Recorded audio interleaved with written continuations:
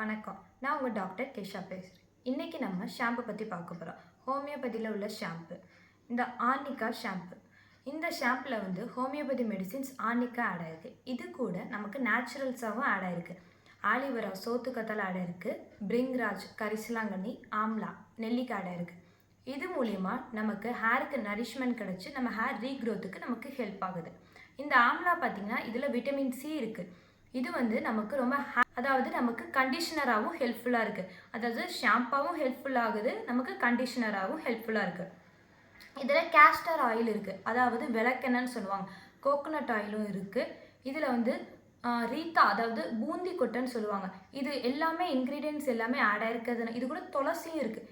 இது எல்லாமே ஆட் ஆகிருக்கிறதுனால நமக்கு இது ஒரு டேண்ட்ரஃப்காகவும் ஹெல்ப்ஃபுல்லாக இருக்குது. அதே நேரத்தில் உங்களுக்கு ஹேர் ரீக்ரோத் ஆகிறதுக்கும் ஹெல்ப்ஃபுல்லாக இருக்குது. ஸ்ப்ளிட்டன் ஹேர்ஸ், அதாவது இந்த முடியில் எண்டில் வந்து பூச்சி வெட்டுன்னு சொல்லுவாங்க, அந்த மாதிரி கண்டிஷன்லேயும் நமக்கு ரொம்ப ஹெல்ப்ஃபுல்லாக இருக்குது. இப்போ நான் சொன்ன கண்டென்ட் உங்களுக்கு பிடிச்சிருக்குன்னு நினைக்கிறேன். இந்த ஷாம்பு உங்களுக்கு வேணும்னா கீழே உள்ள டிஸ்கிரிப்ஷன் நம்பருக்கு காண்டாக்ட் பண்ணுங்கள். நன்றி.